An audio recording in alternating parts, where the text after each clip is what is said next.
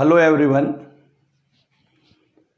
आज આપણે આ લેક્ચરની અંદર સૌપ્રથમ ઉદાહરણના જે દાખલાઓ છે તેની ચર્ચાઓ કરીએ અને ત્યાર પછી આપણે આગળ થિયરીઓની ચર્ચાઓ કરીશું।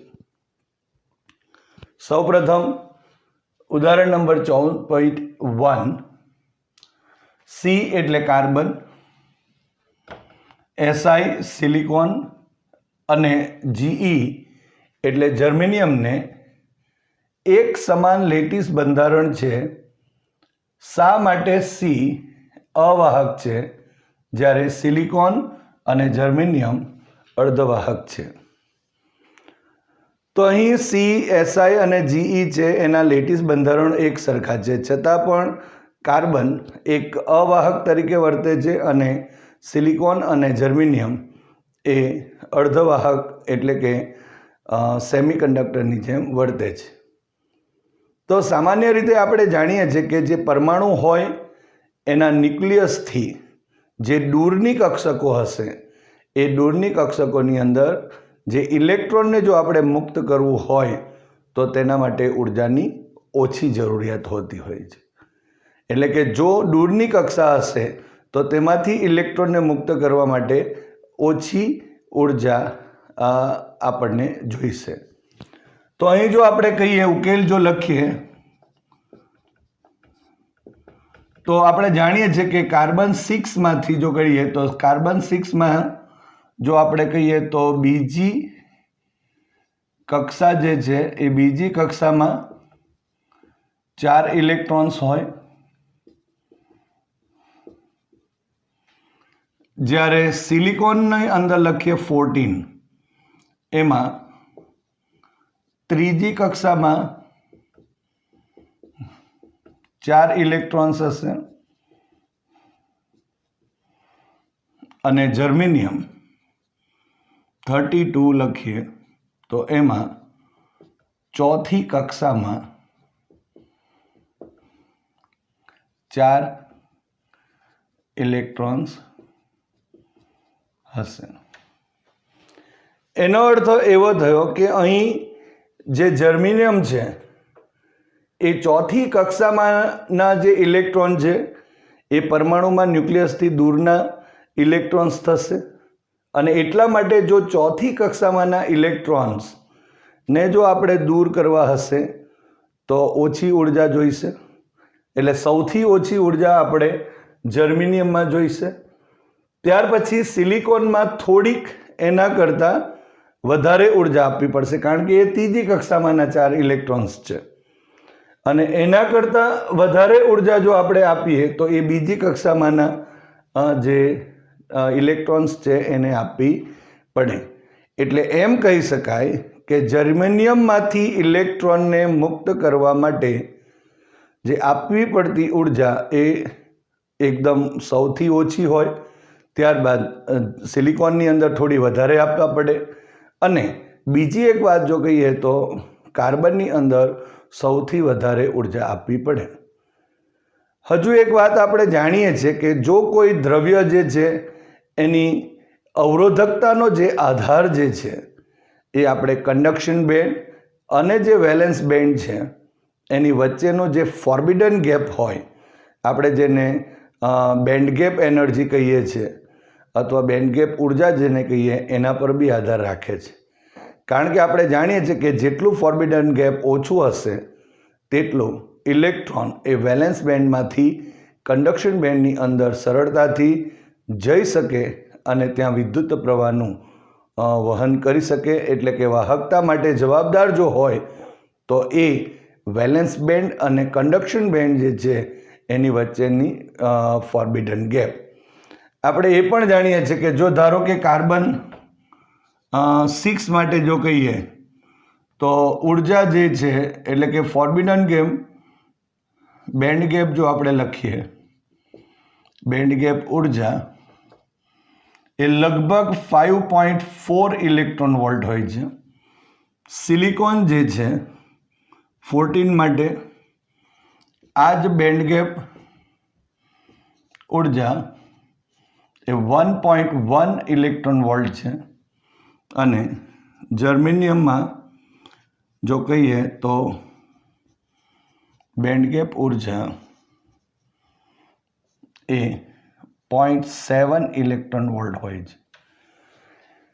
એટલે આપણે જાણીએ છીએ તે પ્રમાણે જો કન્ડિશન પ્રમાણે પણ અહીં વિચારી શકાય, લેસ ધેન 3 ઇલેક્ટ્રોન વોલ્ટ કરતાં જો ઓછી ઉર્જા ગેપ ધરાવતું જો ઉર્જા ગેપ જો ધરાવે એ ફોર્બિડન ગેપ જો હોય તો તે અર્ધવાહકની જેમ વર્તતા હોય, અને 3 ઇલેક્ટ્રોન વોલ્ટ કરતાં જો વધુ હોય તો આપણે જાણીએ છીએ કે એ એક અવાહક તરીકે વર્તે. કારણ કે જે વેલેન્સ બેન્ડના જે ઇલેક્ટ્રોન છે એને કન્ડક્શન બેન્ડમાં જવા માટે મોટી ઉર્જા ગેપ પાર કરીને જવું પડે, અને એટલા માટે એ સહેલાઈથી પસાર થઈ શકતા નથી. અને એટલા માટે અહીં જે કાર્બન જે છે એક અવાહક તરીકે વર્તે છે, આ અવાહક તરીકે વર્તે છે, અને અહીં આ બંને અર્ધવાહક તરીકે વર્તે છે. એટલે કે આ રીતે આપણે અહીં કાર્બન શા માટે, બધાના લેતીસ બંધારણ તો સમાન છે છતાં પણ જો કાર્બન અવાહક તરીકે વર્તે છે એના માટે આપણે આ રીતેના જે કારણો છે એ કારણો આપી શકાય. અહીં કાર્બન 6ની જે બેન્ડ ગેપ ઉર્જા છે એ 5.4 ઇલેક્ટ્રોન વોલ્ટ, સિલિકોન માટે 1.1 ઇલેક્ટ્રોન વોલ્ટ અને જર્મનિયમ માટે 0.7 ઇલેક્ટ્રોન વોલ્ટ છે એમ કહી શકાય. હવે ઉદાહરણ નંબર 14.3 જોઈએ.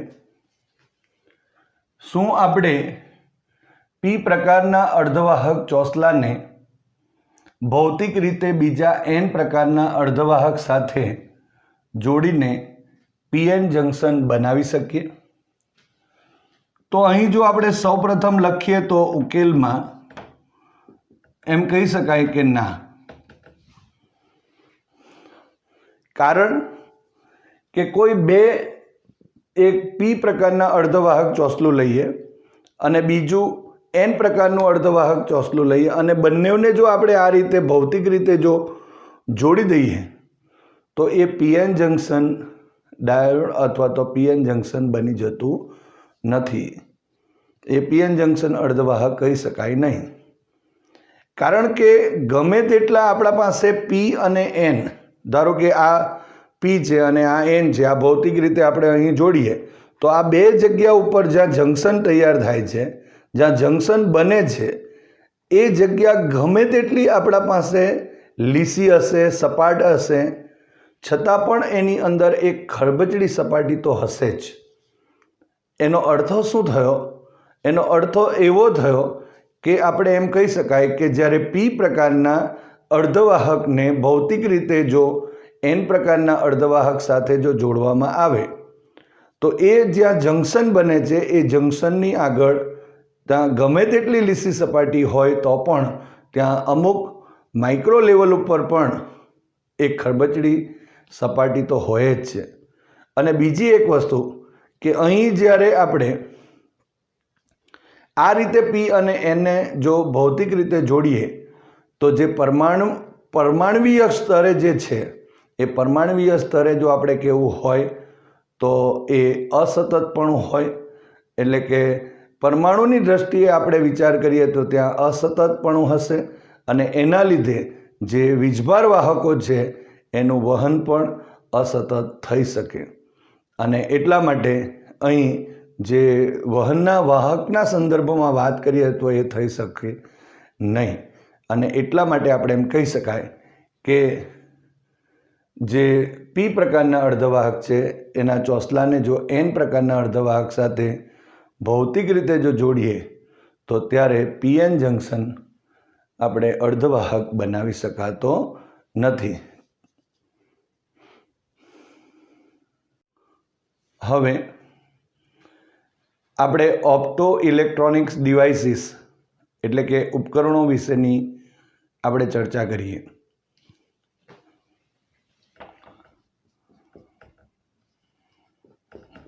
ઓપ્ટો ઇલેક્ટ્રોનિક્સ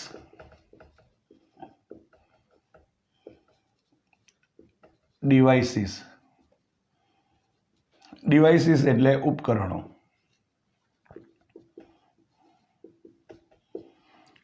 સૌપ્રથમ તો અહીં ઓપ્ટો ઇલેક્ટ્રોનિક્સ ડિવાઇસીસ એટલે શું?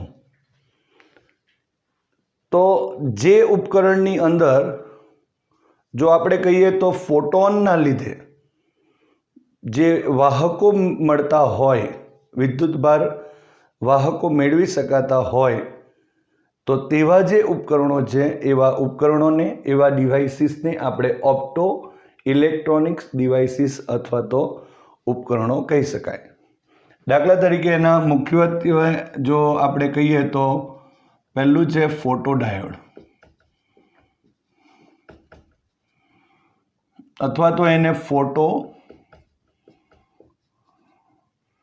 ડિટેક્ટર્સ પણ કહેવામાં આવે. હવે આ નામ પરથી જ આપણે કહી શકાય છે કે અહીં જે આપાત પ્રકાશ છે એ આપાત પ્રકાશને જો પારખવો હોય કેવા પ્રકારનો છે એ પારખવા માટે આપણે અહીં ફોટોડાયોડનો અથવા તો ફોટો ડિટેક્ટર્સનો ઉપયોગ કરવામાં આવે છે. બીજો પોઈન્ટ છે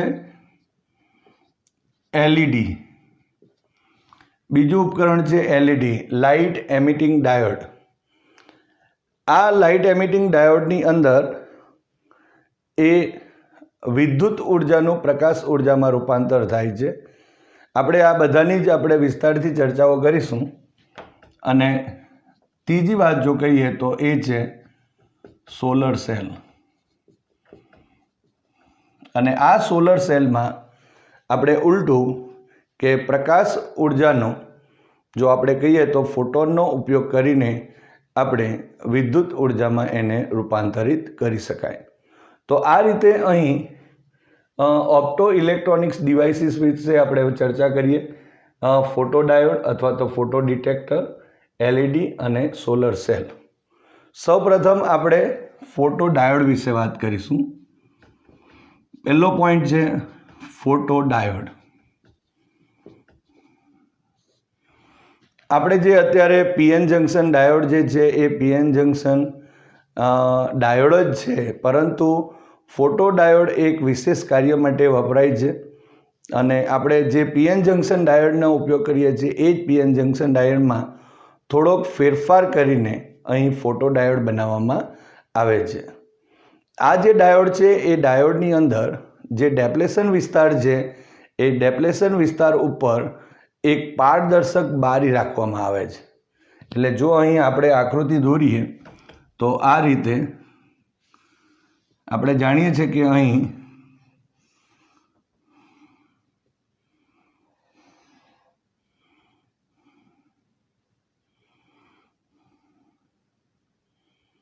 આ રીતે અહીં જો આ પી વિભાગ છે, અહીં આ એન વિભાગ છે, તો આ જે આપણા પાસે ડેપ્લેશન વિસ્તાર છે એ ડેપ્લેશન વિસ્તાર પાસે એક પારદર્શક બારી રાખવામાં આવે કે જેના ઉપર આપણે પ્રકાશને શું કરી શકાય, આપાત કરી શકાય. એટલે આટલો જે વિસ્તાર છે એ આપણા પાસે ડેપ્લેશન સ્તરનો વિસ્તાર છે. અહીં પી પ્રકાર છે, અહીં એન પ્રકાર છે. હવે આ જે પીએન જંકશન છે એ પીએન જંકશન ડાયોડને અહીં રિવર્સ બાયસમાં જોડવામાં આવે છે. અહીં માઇક્રો એમ્પિયર ક્રમનો આપણે પ્રવાહ લખી દઈએ. અહીં રિવર્સ બાયસ માટે આપણે જાણીએ છીએ કે જે પી પ્રકારના અર્ધવાહક સાથે બેટરીનો ઋણ ધ્રુવ અને એન પ્રકારના અર્ધવાહક સાથે બેટરીનો ધન ધ્રુવ જો જોડી દઈએ તો અહીં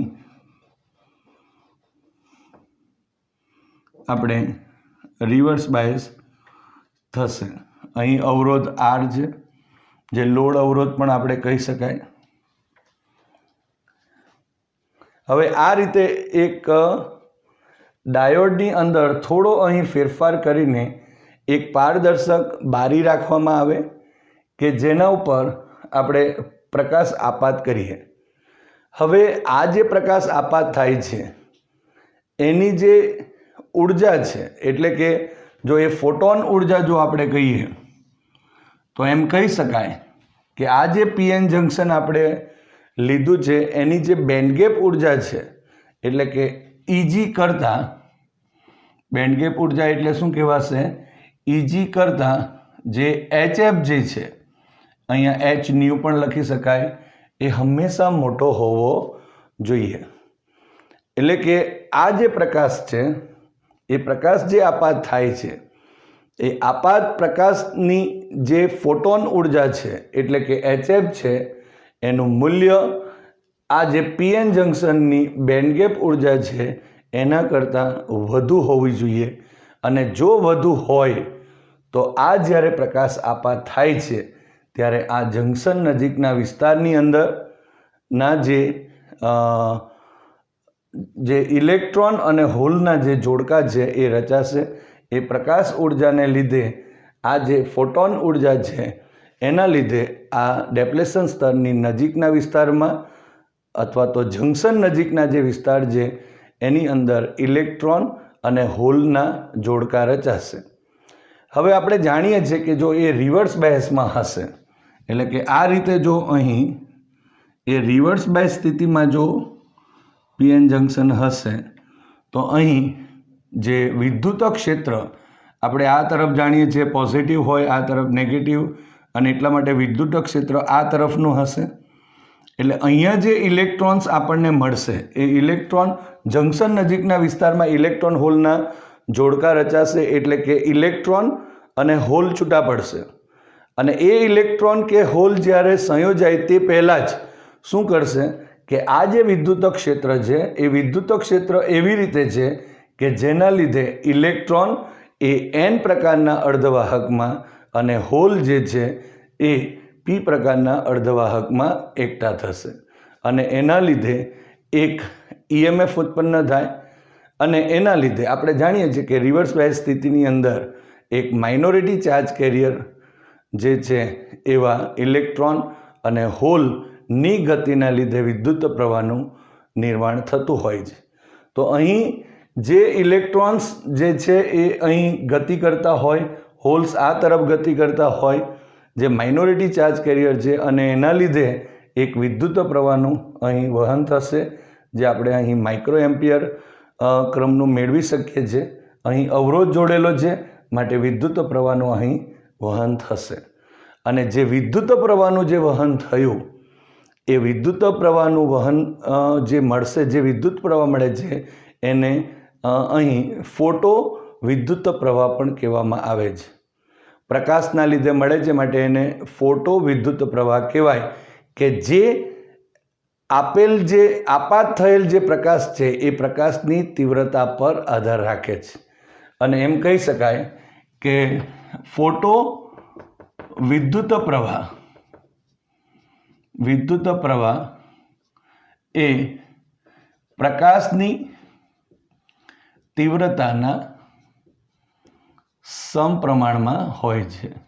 તીવ્રતાના અહીં સમપ્રમાણમાં હોય છે.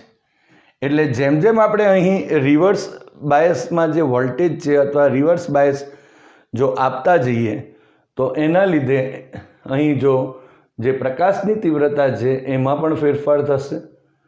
અને એ પ્રકાશની તીવ્રતા પ્રમાણે અહીં ફોટો પ્રવાહમાં પણ ફેરફાર થાય. જો આપણે એની આકૃતિ દોરવી હોય તો આપણે ડાયોડ જેવી જ આકૃતિ દોરી શકાય. એટલે કે I અગેન્સ્ટ Vની સંબંધની જો વાતો કરીએ, અહીં V આ મિલી એમ્પિયર I, અહીં I માઇક્રો એમ્પિયર થશે, અને અહીં રિવર્સ બાયસ છે એટલે રિવર્સ બાયસ આપીએ. ધારો કે કોઈ એક વોલ્ટેજ આપેલ છે રિવર્સ બાયસમાં, તો ત્યારે એક કોઈ તીવ્રતા હશે અને એને અનુરૂપ એક પ્રવાહ હશે. ધારો કે એ જે પ્રવાહ છે તેને આપણે આ રીતે કહીએ. અહીં હું I1 લખું છું. ઇન્ટેન્સિટી માટે આપણે I1 લખીએ કે પહેલી ઇન્ટેન્સિટી માટે અહીં કે એક તીવ્રતા. હવે જો તીવ્રતામાં જો વધારો થયો તો એના પ્રવાહમાં પણ વધારો થશે. એટલે આ રીતે જો આપણે લખીએ તો આ I2 લખી શકાય, એ પણ તીવ્રતા છે. અહીં I3 માટે આ રીતે આપણે હજુ પણ વધારી શકીએ. અને I4 તો એની તીવ્રતા સૌથી વધુ છે, માટે આ રીતે આકૃતિ દોરી શકાય. એટલે કે રિવર્સ બાયસની આપેલા રિવર્સ બાયસ માટે જો તીવ્રતામાં જો ફરક પડે તો એની સાથે સાથે આપણે એના પ્રવાહમાં પણ ફેરફાર થાય. તમે જોઈ શકો છો અહીં કે I4 is greater than I3 is greater than I2 is greater than I1 થશે. એટલે કે અહીં નાનામાં નાનો જે તીવ્રતા છે તે I1 છે, અહીં I2 આ પ્રવાહ નથી, આ તીવ્રતાનો સિમ્બોલ આપણે લખેલ છે ઇન્ટેન્સિટીના સંદર્ભમાં. સૌથી વધુ ઇન્ટેન્સિટી અહીં I4ની કહેવાશે કે જેના લીધે પ્રવાહ પણ આપણને સૌથી વધારે મળશે. કહેવાનો ઇન્ટેન્સ એક જ છે કે અહીં જે ફોટોડાયોડ જે છે એ ફોટોડાયોડ એક પ્રકારનો એક વિશેષ કાર્ય માટે એ ડાયોડની અંદર માત્ર ને માત્ર ડેપ્લેશન વિસ્તારની અંદર એક પારદર્શક બારી કરી એમાં ફોટોન આપાત કરવામાં આવે કે જે આપાત પ્રકાશની જે ઉર્જા છે એ હંમેશા એ જે ડાયોડ જે છે પીએન જંકશન અર્ધવાહક અથવા તો ડાયોડ છે એના બેન્ડ ગેપ ઉર્જા કરતાં હંમેશા મોટું હોવું જોઈએ. તો જ એ જંકશન નજીકના જે વિસ્તાર છે એમાંથી ઇલેક્ટ્રોન હોલના જોડકા મળે અને એ હોલ અને ઇલેક્ટ્રોનના વિદ્યુત ક્ષેત્રને લીધે જે એન પ્રકાર અનુક્રમે ઇલેક્ટ્રોન એન તરફ અને જે હોલ છે તે પી તરફ એકતા થાય, એક EMF મળે અને અવરોધને લીધે પરિપથમાં આપણને એક વિદ્યુત પ્રવાહ મેળવાય કે જેને આપણે વિદ્યુત પ્રવાહ કહેવાય કે જે હંમેશા એ તીવ્રતાના સમપ્રમાણમાં હોય. અહીં એક બીજી પણ વાત કહી શકાય કે ફોટોડાયોડ હંમેશા એ રિવર્સ બાયસમાં જ જોડવામાં આવે છે. અને છેલ્લે જો આપણે કહીએ તો આનો ઉપયોગ જો આપણે કહેવો હોય તો એમ કહી શકાય કે આપાત જે પ્રકાશ છે એ પ્રકાશને પારખવા માટે, એને ડિટેક્ટ કરવા માટે આપણે આ ફોટોડાયોડનો ઉપયોગ કરતા હોય છે. મોસ્ટ ઓફ એ CD પ્લેયરની અંદર સિક્યુરિટી જે સિસ્ટમ હોય એની અંદર આવા જે ફોટોડાયોડ છે એ ફોટોડાયોડનો ઉપયોગ કરવામાં આવે છે. હવે આપણે ફોટોડાયોડ પર આધારિત એક એક્ઝામ્પલ જોઈએ. અહીં સ્વાધ્યાયનો 14.7મો દાખલો છે. એને જોઈએ તે પહેલાં એક વાત નોંધી લઈએ કે જે ફોટોડાયોડ છે એની સંજ્ઞા તો અહીં જો કેવું હોય તો આપણે ડાયોડ આ રીતે દોરતા હતા, આ રીતે આપણે ડાયોડ દોરતા હતા. પણ જ્યારે પણ ફોટોડાયોડની વાતો આવે એટલે એના ઉપર આપણે પ્રકાશ આપાત કરીએ છીએ એટલે આ એની સંજ્ઞા થશે. આ સાદો ડાયોડ થયો અને આ જે ડાયોડ જે છે અહીં આપણા પાસે P અને અહીં N લખીએ છીએ તો આ PN જંકશન ફોટોડાયોડ જ કહેવાશે. પરંતુ અહીં પ્રકાશ જે છે એ પ્રકાશ આપાત કરતા હોવાથી આ ડાયોડનો સિમ્બોલ આ રીતનો હોઈ શકે. હવે આપણે 14.7મો દાખલો જોઈએ કે 2.8 ઇલેક્ટ્રોન વોલ્ટની બેન્ડગેપ ધરાવતા સેમિકન્ડક્ટરમાંથી PN ફોટોડાયોડ બનાવેલો છે. શું તે 6000 નેનોમીટરની તરંગ લંબાઈની પરખ એટલે કે ડિટેક્ટ કરી શકશે? આપણે જ્યારે ફોટોડાયોડની ચર્ચા કરી તેમાં બે જ વાત આપણા માટે બહુ અગત્યની હતી. પહેલો પોઈન્ટ એ હતો કે જે આપણા પાસે PN જંકશન જે ડાયોડ જે છે એની જે બેન્ડગેપ જે છે એ બેન્ડગેપ કરતાં વધારે ઉર્જા ધરાવતો, બેન્ડગેપ ઉર્જા કરતાં એટલે કે EG કરતાં વધારે ઉર્જા ધરાવતો જે પ્રકાશ છે એ પ્રકાશ ફોટોન ઉર્જા જે કહીએ તે આપાત થવું જોઈએ. તો જ એ ડેપ્લેશન સ્તરની નજીકના અથવા તો આપણે જંકશન નજીકના વિસ્તારમાંથી આપણે એમ કહી શકાય કે ઇલેક્ટ્રોન અને હોલના જોડકાઓ મેળવી શકીએ. તો અહીં જો ઉકેલ લખીએ તો સૌપ્રથમ આપણે પહેલાં અહીં આ E લખી દઈએ EG લખીશું. EG આપેલ છે આપણને અહીં 2.8 ઇલેક્ટ્રોન વોલ્ટ છે. તમે એને જૂલમાં પણ ફેરવી શકો. લેમ્બડા આપેલ છે આપણને અને તે છે 6000 નેનોમીટર. સો અહીંયા 6000 ઇન્ટુ 10⁻⁹ મીટર થશે. સો અહીં 6 ઇન્ટુ 10 આ 3 કેન્સલ કરીએ તો -6 મીટર થયું, માટે lambda. C is equal to 3 into 10⁸ metre પર સેકન્ડ થશે. માટે જે અહીં આ જે ઉર્જા છે એના કરતાં આપાત પ્રકાશ જે છે એ આપાત પ્રકાશની જે ઉર્જા એ મોટી હોવી જોઈએ. માટે અહીં જો આપણે કહીએ કે 6000 નેનોમીટરની તરંગ લંબાઈ ને અનુરૂપ ફોટોન ઉર્જા, ધારો કે એને હું E નામ આપી દઉં છું. E is equal two HF લખી દઈએ. તો H અહીં જાણીએ છીએ આપણે C is equal to F lambda. So અહીં F is equal to C by lambda લખી શકાશે. માટે HC અને ડિવાઇડેડ બાય લેમ્બડા થશે. હવે H is equal two 6.625 into 10⁻34 joule into second. હવે આ જે કિંમત છે એ કિંમતો અહીં જો મૂકી દઈએ આપણે તો 6.625 into 10⁻34 joule into second into 3 into 10⁸ અને ડિવાઇડેડ બાય અહીં 6 ઇન્ટુ 10⁻⁻6 થશે, જે અહીં એ લેમ્બડા આપેલ છે. માટે જો અહીં આપણે લખીએ તો આ 10⁻⁻6 ઉપર જશે એટલે અંશમાં, એટલે 8 ને 6 14 થયા. 14 આમાંથી જો બાદ કરી દઈએ તો 10 અહીં -20 થયા. તો હવે કેલ્ક્યુલેશન કરીએ તો 6.625 ઇન્ટુ 3 અને divided by 6 is equal to અહીં 3.3125. ફરી એકવાર જોઈ લઈએ.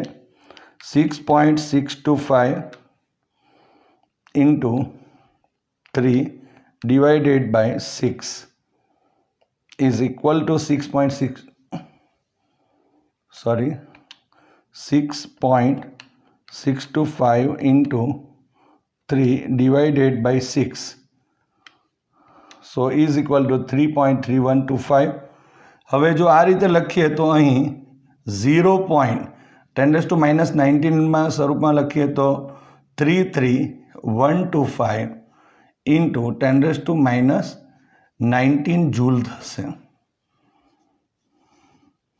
હવે આપણને જે અહીં પ્રકાશ આપેલ છે એને અનુરૂપ જે ઉર્જા છે એ અનુરૂપ ઉર્જા અહીં આટલા જૂલ મળે છે. એને જો આપણે ઇલેક્ટ્રોન વોલ્ટમાં ફેરવવું હોય તો આપણે જાણીએ છીએ કે 1 electron volt is equal two 1.6 into 10⁻⁹ joule.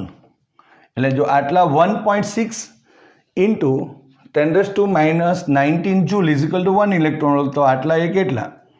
તો માટે E ઇઝ ઇક્વલ ટુ અહીં આપણે લખી શકીશું 0.33125 ઇન્ટુ 10⁻⁹ ડિવાઇડેડ બાય 1.6 ઇન્ટુ 10⁻⁹ અહીં ઇલેક્ટ્રોન વોલ્ટમાં ફેરવાઈ જશે. સો ઇઝ ઇક્વલ ટુ આપણી પાસે અહીં 0.33125 આપેલ છે ડિવાઇડેડ બાય 1.6 આપણે 6 કરીએ છીએ. સો ઇઝ ઇક્વલ ટુ અહીં 0.20703 મળે છે. આ 10⁻⁻19 અને આ તો કેન્સલ થયા. સો અહીં E ઇઝ ઇક્વલ ટુ આટલા ઇલેક્ટ્રોન વોલ્ટ મળે છે. હવે તમે જોઈ શકો છો અહીં કે જે EG છે એની કિંમત 2.8 ઇલેક્ટ્રોન વોલ્ટ છે. ખરેખર એનર્જી ગેપ આટલી છે.